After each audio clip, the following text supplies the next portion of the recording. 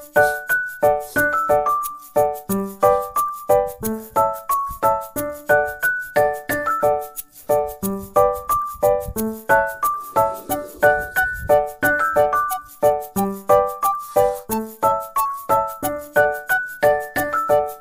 what's up mga kabulol? It's me again, I'm back po. Merry Christmas po sa ating lahat at syempre Happy New Year na din po. So 2025 na. So ito po yung unang araw ng taon. Kumbaga first Wednesday this year. Another day, another vlog na naman ang gagawin natin sa araw na to. So kumusta ba ang lahat? Kumusta ba yung naging Pasko nyo? At syempre kumusta yung bagong taon nating lahat? Diba? So for this video guys, ang pag-uusapan natin, walang iba, syempre kayo ang bida o ikaw na nanonood sa mga videos na ginagawa ni Kabulol. So sana pakinggan mo at kung nagugustuhan mo yung mga videos na ginagawa ni Kabulol, paki-like po at syempre subscribe na rin kung hindi ka pa subscribe sa aking YouTube channel at sa FB page ko, Christoph TV channel po. Kaibigan, kapatid, so kumusta yung Pasko natin? Nainggit ka ba sa mga dating mga kasabayan mo lang? So ngayon medyo gumanda yung buhay. Nainggit ka ba sa mga kamag-anak mo na medyo may kaya na umasenso sa taong 2024? So, nainggit ka ba sa mga nag-a-apply sa abroad at naging maganda ang pinahihinatnan ng mga bagay na pinlano nila o ginawa nila sa buhay nila, di ba? So, ngayong Pasko, alam ko marami sa atin o marami sa inyo ganun yung sinasabi na nakita yung isang mga kakilala dati na dumating, umuwi, nagbakasyon, ang ganda ng suot, ang ganda ng sapatos, may biniling bagong motor o di kaya naman malapit na kaibigan mo, di ba? Na dati kasabay mo lang mangarap, kasabay mo magplano, o sabihin na natin mas parang nakakaangat ka pa sa kanya. Pero ngayon, napag-iwanan ka. So ngayon, naiinggit ka sa kanila. Yung iba, nag-aral ng mabuti at nakapasa sa pagsusulit ng EPS topic. So ikaw, kasabayan mo, bigla kang huminto nung nasa dulo ka na, hindi mo kinaya.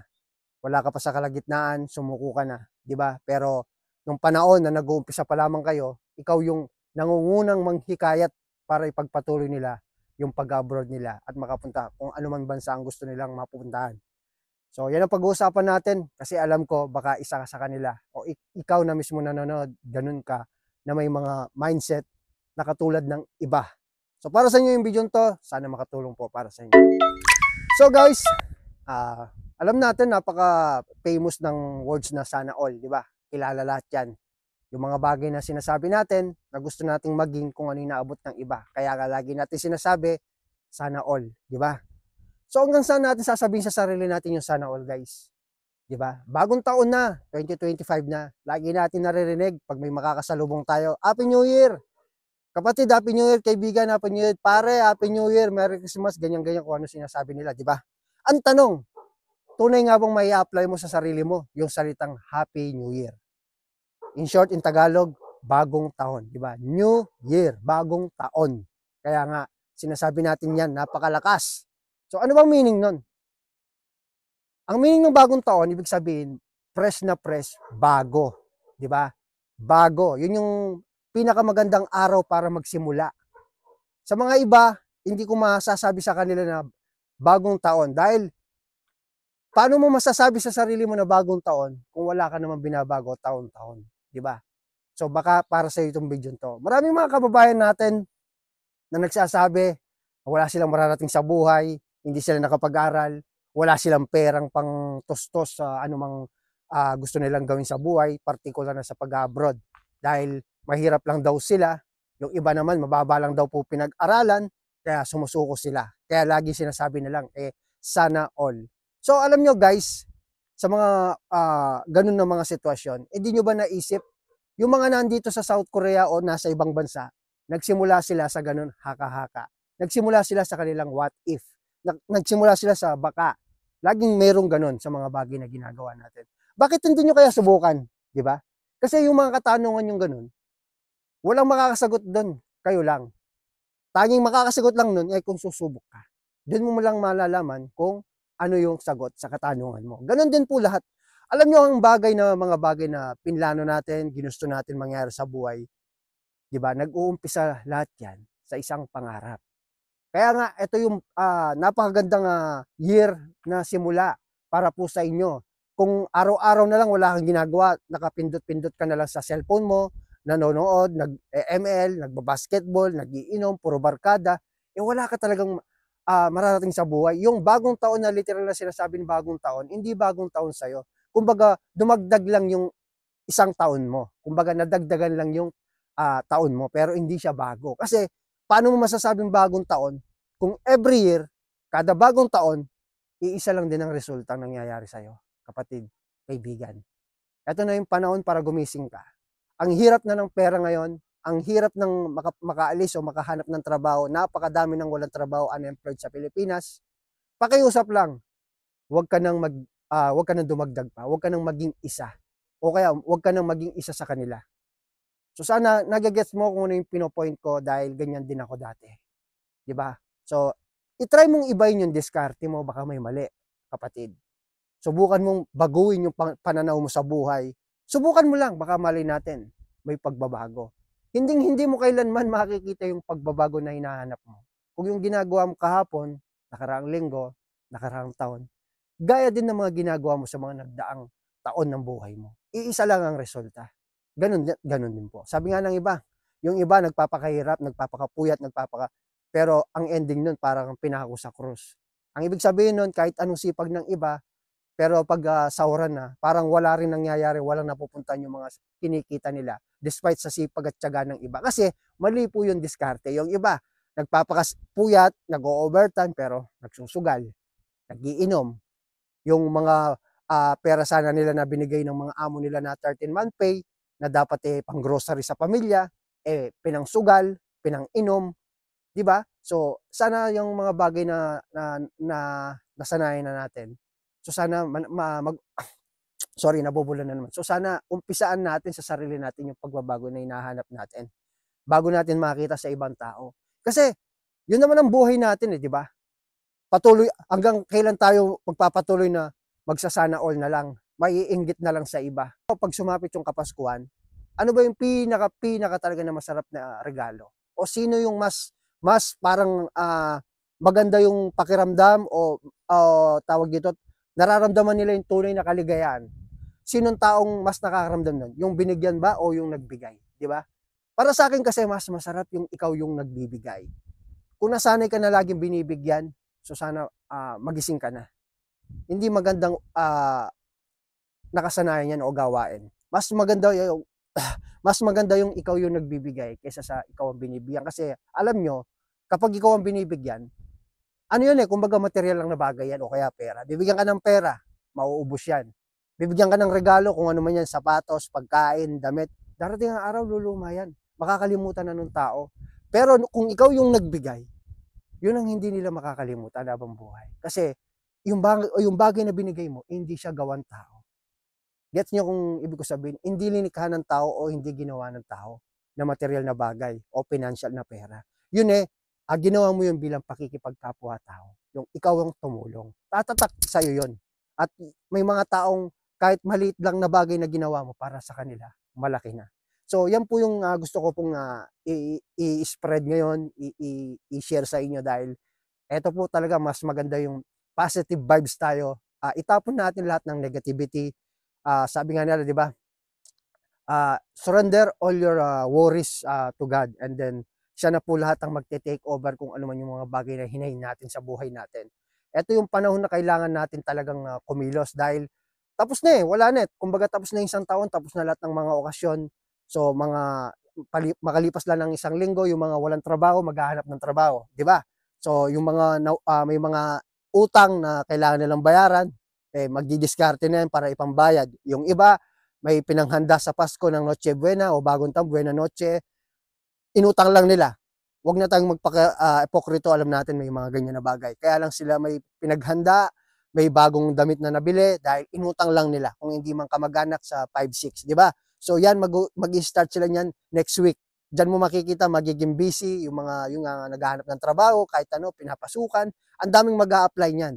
Dahil ito yung umpisa ng taon na uumpisahan natin sa pamamagitan ng kailangan natin magpursige sa buhay para mas may marating. At pag sumapit ulit yung Pasko o Bagong Taon, mapapaghandaan nyo na. Hindi na tayo maiinggit sa mga taong nakasabayan lang natin o parang yun nga, kagaya ng sabi ko, parang mas maalwan pa tayo, mas nakaangat pa tayo sa kanila, pero ngayon nausara na tayo, nalagpasan na nila tayo, gumanda na yung buhay nila, na dati naglalakad lang, na dati nakabisikleta lang, ngayon nakamotor na, at yung iba naka four wheels na, yung dati nakikitira lang, nangungupahan lang, ngayon nakabili na ng lupa, ngayon may sarili na silang bahay. Sa taong 2024, natirhan na nila yung dream house nila, na pangarap nila, di ba? So sana ganun ka rin. Ngayong 2025, yung mga plano mo, yung mga pangarap mo na darating ang araw, yung bahay na ginuguhit mo, dinodrawing mo sa isip mo, araw-araw, gabi-gabi na pinapangarap mo para sa pamilya mo o para sa'yo, maging makatotohanan yun sa pagsapit ng taong 2025. Kaya kayo, lahat ng aspirant po, magsikap lamang po kayo. Alam ko, hindi biro yung tataking landas, hindi biro yung papasukan nyo rito. Pero hindi rin natin may pagkakaila na South Korea ang magbibigay ng pagbabago ng buhay natin. Lalo na tayo na hindi ganun kagaling, wala tayong special na talent, wala tayong galing para makisabayan sa mga college degree o yung may mga diploma, 'di ba? Sabi nga nila, mamili ka diploma o diskarte. Marami nagsasabi ng ganun, so pinag-debate 'yon, pero mas maganda na sabay mong kunin daw 'yun. Tama nga naman 'yun. So yung videos ko, alam nyo naman, para po sa inyo lahat to. So iniisprad ko lang po yung puro positive, di ba? Puro magaganda, at itatapon natin yung mga negativity. So kung gaano kalawak ang mundo, gaano kalawak ang South Korea, ganyan din kalawak yung chance natin. Alam nyo sa buhay, araw-araw, hindi yan yung iba sinasabi nila malas, yung iba sinasabi nila hindi sila para doon, hindi sila qualified. Alam nyo, araw-araw option natin, may option tayo sa buhay. Kumbaga may pag-asa tayong gawin yung mga bagay na ginugusto natin. So gamitin natin yon. Huwag natin sayangin yung buhay natin na mawawala tayo sa mundo to na wala man tayong naiimbag dito sa kultura o kaya dito sa mismo sarili natin, sa buhay natin, sa pamilya natin, o bilang ikaw mismo sa sarili mo, nadadalhin mo, di ba? So kailangan talaga yan, guys, dahil ito talaga yung mission natin, di ba? Kailangan natin yan kasi parang ito talaga yung dahilan ba't naging tao tayo, di ba? Mula pagkabata, tatanda tayo, mag-aasawa tayo, magkakaapo. Parang rotation lang yan, di ba? So kung ano yung naging buhay natin nung bata tayo na never natin nakamit. So wag nating hayaan na story repeat itself, di ba?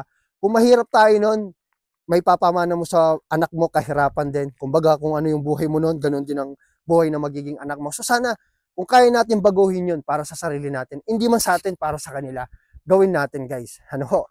So sa mga aspirant dyan, so tataas na naman ang sahod sa taon na to, effective January. Baka syempre yung ibang mga bagong dating dito, napakaswerte ninyo dahil sasabay kayo sa taas ng sahod, kung ano yung benefits na nakukuha ng mga luma na datihan na dito. So ganun ang South Korea. So sa mga aspirant na nagde-decide o nagdadalawang isip na mag-enroll sa KLC o self-study, it's your choice. Nasa sa inyo yan kung saan kayo mas komportable. Kung kaya nyo mag-self-study, why not? Pero kung may budget kayo, mag-undergo kayo ng KLC, it's better po. Iba yung nag-KLC ka talaga. Ito po yung sarili kong opinion. So ayan, so naglakad tayo. Salamat na naman sa ilang minuto ng panonood nyo, ng oras nyo na hiniram ko para panoorin yung videos ko. Kung nagugustuhan nyo, paki-like po ng video to at shoutout po sa lahat. So minsan hindi ko na po kayo naiisang shoutout. Alam mo kung sino ka. Shoutout sa iyo, bro, madam, kapatid, sir. So Happy New Year po, at sana ang 2025 maging masagana sa ating lahat. Marahil hindi naging perfecto yung 2024 dahil wala naman perfecto talaga sa mundo. Marami tayong pinagdaanan na ups and down, marami tayong challenges, marami tayong pagsubok na dinaanan sa buhay, mapa-financial, number one, pangkalusugan sa sarili natin. So kailangan talaga pagdadaanan natin yun. Mga pagsubukan, ilang beses tayong sinubok ng panahon. So manatili tayong nakatayo at matatag. Yan lang ang may sasabi ko sa inyo. Kaya ngayon, baunin natin yung mga natutunan natin sa taong 2024. Maraming taong dumating sa atin na inakala natin na makakatulong sa atin, pero nasaktan tayo, niloko tayo. So hindi sila naging malaking parte ng kawalan ng chance natin sa buhay. Kumbaga naging parte sila para mas lalo tayong maging matatag at malakas. May mga tao talaga dumating na sinaktan tayo pero matututo tayo sa kanila. May mga tao niloko tayo pero yung ginawa nilang yun, mas magiging better version of yourself o better version ng sarili natin. So gawin natin yung parang gasolina para mas ma-motivate pa tayo sa buhay dahil mas nakikilala natin kung sino yung mga taong tunay sa mga buhay natin, sa mga bagay na ginagawa natin especially. So I think guys, that's it. So good luck po sa mga EPS aspirant po dyan. Hindi po tayo magsasawang gumawa ng videos. Pasensya na po, umingi po ako ng pasensya kung minsan hindi ko po kayo hindi po ako nakakapag-update, nakakapag-shoutout. Minsan gumagawa ako ng videos pero late ko po siyang na-upload sa YouTube kasi busy po tayo. So imagine guys, isa po akong full-time na EPS worker. Madalas 10 hours to 12 hours yung duty ko. Isa rin po tayong full-time dad sa mga anak ko tsaka sa asawa ko, and then nag-edit pa tayo at siyempre i-upload pa natin sa YouTube. So hindi po tayo nagsasawang gawin yon. So it's a matter of time lang po talaga, yung oras lang po, lalo na sumapit po yung mga holiday season, kaya medyo natagalan po yung pag-upload ko ng mga videos ko sa mga nanonood. Sana di po kayo mawala ng gana, magsawa sa panonood sa mga videos ko, at samahan nyo po ako muli ngayong 2025 na ipagpatuloy po kung naman po yung nasimulan ko hanggat nandito po tayo, at syempre hanggat may isang taong naniniwala at na nakikinig sa mga videos na sinasabi ni Kabulol. So maraming salamat, congratulations po pala sa mga nakilala ko na bagong dating na EPS, hindi pa po na-upload, so siguro yung iba i-upload ko. So shoutout sa inyo, kung sino ka man, again sinasabi ko po, shoutout sa iyo bro, madam, sir. Huwag kang mag-alala, lahat ng mga worries mo, mga hinahing mo, naririnig ka ni God. Huwag lang makalimot sa Kanya. Lahat ng bagay na meron ako, meron tayo, utang natin yung lahat sa Kanya. Dadating ang araw, kukunin niya yan sa atin. Kumbaga parang hiram lang lahat yan. So stay humble, at yun nga, wag nating tingnan yung sarili natin na mas nakakangat tayo sa iba. So that's it guys, I think maraming salamat po, at dito ko na tatapusin ang aking kwento. Muli, ito pong Mauricio Cristop TV channel. Bumabati po sa inyo ng isang maligayang Pasko at manigong masaganang bagong taon po para po sa ating lahat. So again guys, see you again on my next video. Happy New Year guys, at 3 Kings na rin po at the same time. Bukas bakbakan na to, may pasok na kami. So again guys, maraming salamat po on behalf of my family, mga kaibigan ko na nandito na, si Kenneth na nakakasama ko. Gusto ko pong magsabi sa inyo ng maraming salamat sa tiwala na pinigay niyo. Annyeonghaseyo.